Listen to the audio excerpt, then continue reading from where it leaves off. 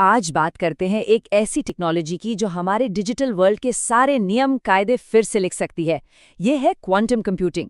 और ये कंप्यूटिंग का अगला लेवल नहीं, ये तो एक पूरी की पूरी नई दुनिया है।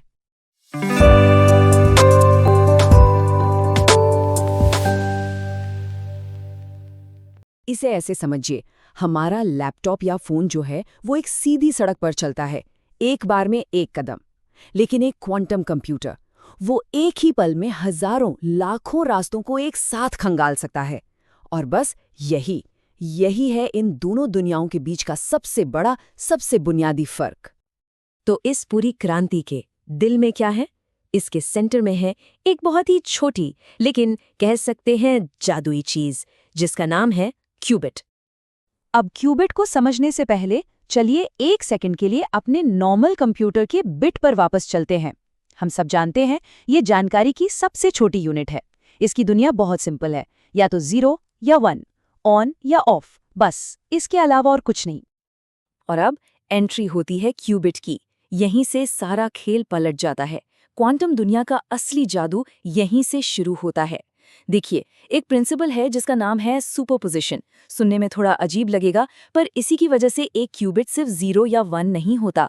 वो एक ही वक्त में 0 भी हो सकता है, 1 भी हो सकता है, और इन दोनों का एक मिक्सचर भी हो सकता है। इसको एक और आसान तरीके से समझते हैं। एक क्लासिकल बिट जो है वो एक लाइट स्विच की तरह है, या तो ऑन है या ऑफ, बात खत्म, बिल्कुल पक्का। लेकिन एक क्यूबिट वो हवा में घूमते हुए सिक्के जैसा है। सोचिए, जब तक वो सिक्का जमीन पर नहीं गिरता तब तक क्या वो हेड्स हैं या टेल्स? वो दोनों हैं। वो एक ही साथ हेड्स और टेल्स दोनों की पॉसिबिलिटी लिए हुए है। अब जरा कल्पना कीजिए, अगर हमारे पास सिर्फ एक घूमता हुआ सिक्का ना हो, बल्कि ऐसे हजारों सिक्के एक साथ घूम रहे हों, तो बस यहीं से हम संभावनाओं का एक पूरा यूनिवर्स खोल देते हैं। और इसी कमाल की चीज को कहते हैं क्वांटम पैरेललिज्म। और इसका जो नियम है ना, वो बहुत सिंपल है, लेकिन उसका जो असर है वो दिमाग हिला देने वाला है। हर एक क्यूबिट जो हम जोड़ते हैं वो सिस्टम की पावर को डबल कर देता है। मतलब 2 क्यूबिट से 4 रास्ते खुले, 3 से 8, 4 से 16।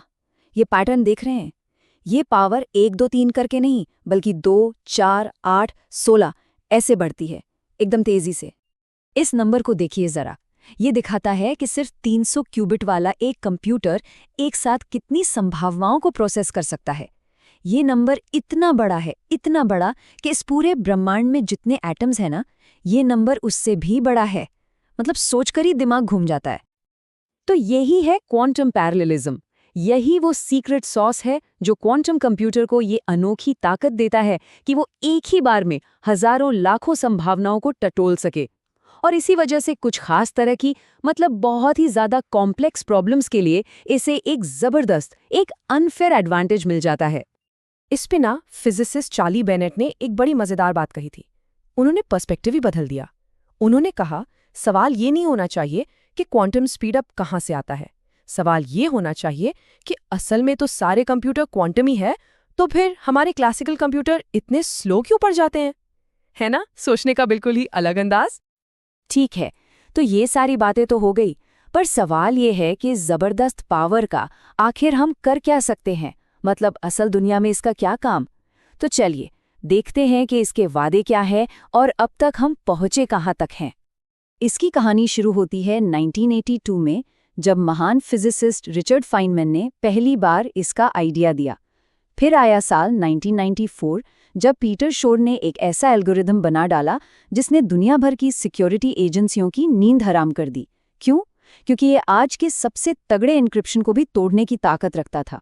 और फिर ज्यादा पुरानी बात नहीं है, 2019 में गूगल ने क्वांटम सुप्रीमेसी हासिल करने का दावा किया और पूरी दुनिया में हलचल मचा दी।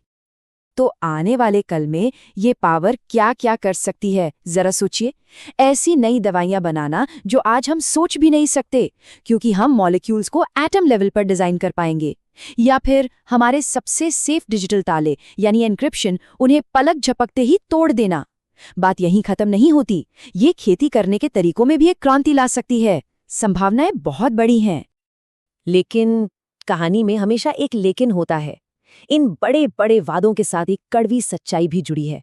सच्चाई ये है कि क्वांटम की दुनिया बहुत ही ज्यादा नाजुक है और इस सपने को हकीकत बनाने के रास्ते में पहाड़ जैसी चुनौतियां खड़ी हैं। क्वांटम कंप्यूटिंग का जो सबसे बड़ा विलेन है ना, उसका नाम है क्वांटम डीकोहेरेंस। अब ये क्या है?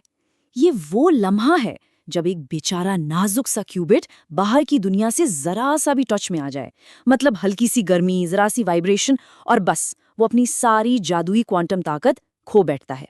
इसी शोर की वजह से सारी गलतियां होती हैं और यही इस फील्ड की सबसे बड़ी, सबसे मुश्किल चुनौती है। तो आखिर एक क्वांटम कंप्यूटर बनाना इतना मुश्किल क्यों है?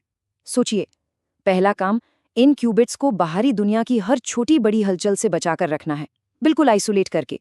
दूसरा, जो भी कैलकुलेशन करनी है वो इतनी तेजी से करनी होगी कि क्यूबिट के अपनी क्वांटम स्टेट खोने से पहले ही काम पूरा हो जाए। और तीसरा, गलतियां तो होंगी ही, उन्हें ठीक करने के लिए बहुत सारे एक्स्ट्रा क्यूबिट्स चाहिए। मतलब ये एक जबरदस्त, बहुत ही मुश्किल इंजीनियरिंग प्रॉब्लम है। और बस इसी वजह से बहुत सारे एक्सपर्ट्स अब भी शक की नज़र से देखते हैं। उनका कहना है कि आज की जो मशीनें हैं वो नॉइजी हैं, उनमें बहुत शोर है और हो सकता है कि गलतियों को सुधारने में ही इतनी एनर्जी और इतने रिसोर्स लग जाएं कि जो स्पीड का वादा था वो ही ख़त्म हो जाए। और ये भी मत भूलिए कि हमारे जो क्लासिकल सुपर कंप्यूटर हैं वो भी दिन ब दिन और तेज़ होते जा रहे हैं। सच तो ये है कि ज़्यादातर क्वांटम एल्गोरिदम अभी भी प्रैक्टिकल दुनिया में कोई फ़ायदा देने से कोसों दूर हैं। देखिए, 2023 में एक बहुत ही जानी मानी मैगजीन नेचर ने इस पर एक आर्टिकल छापा और उनका जो निचोड़ था वो बहुत सीधा और कड़वा था। उन्होंने कहा, फिलहाल ये किसी भी काम के नहीं हैं। बिल्कुल साफ बात, इससे अंदाजा लगता है कि अभी हम असलियत में कहाँ खड़े हैं।